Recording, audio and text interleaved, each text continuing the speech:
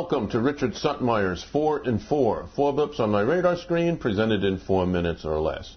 My first blip asks the questions. Why are Fannie Mae and Freddie Mac debt costs rising? I thought that the conservatorship of 2 GSAs would bring down mortgage rates. They came down like for a day, and now they're on the rise once again. Spreads on their debt is wider now than before the bailout. I thought that Fannie and Freddie were now backed by the full faith and credit of the United States government. If that were the case, why is the 2-year Fannie Mae 114 basis points above the 2-year Treasury? The 5-year Fannie Mae is 93.9 basis points above the U.S. Treasury, 8.7 wider on Wednesday alone, 18.4% or 18.4 basis points wider on the week, and 50.8 wider year to date. Wider Fannie and Freddie spreads are a message that the Paulson housing bill is a $500 billion waste of taxpayer money, and now he wants $700 billion more in the debt rescue bill. The ultimate sin of regulators gone wild would be to buy a bad Fannie or Freddie mortgage-backed security when we already control all 5.4 trillion of them. My second blip discusses the shifting sands of Paulson's debt rescue bill.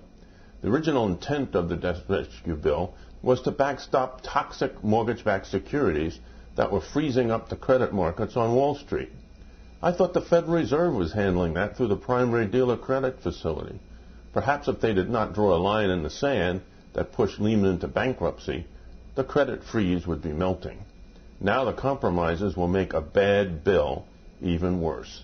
The $700 billion has been opened up to include other types of bad loans. The debt rescue bill will become the garbage bin of all types of bad debt, all on the back of taxpayers who are struggling to save their homes. Remember back in February I suggested giving every American a mortgage mulligan? That idea is not so far-fetched anymore. If we did that then, these mortgage loans would have naturally detoxified. My third blip discusses why Barney Frank is wrong. Backing CD, or construction and development loans, at community banks would cost another $350 billion, as more than 50% of the $627 billion will likely be worthless. The FDIC has been absent from the hearings on the debt rescue bill, when the FDIC have lifelines already in place to help homeowners. The FDIC already has the mechanisms in place to administer failures of community and regional banks, which is part of the necessary cleansing of the banking system.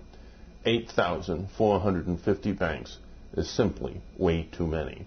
The FDIC have the legal authority and should request that all deposits, not just 100,000, be guaranteed when a bank fails.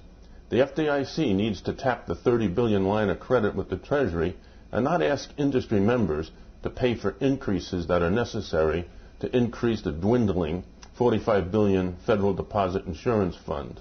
The FDIC should ask for an increase to their $40 billion line of credit to the Federal Finance Bank as a facility to help restructure mortgages at reasonable rates, as Fannie and Freddie are failing to do so. My fourth blip tracks the charts of the Dow as we risk confirming a multi-year bear market. The Dow has been below its 200-week simple moving average at 11,754 since the end of June. A close in September below the 120-month simple moving average at 10,625 signals a multi-year bear market. If you have any comments or questions, shoot me an email, gmcreports@aol.com. That's today's 4 in 4. Enjoy your day.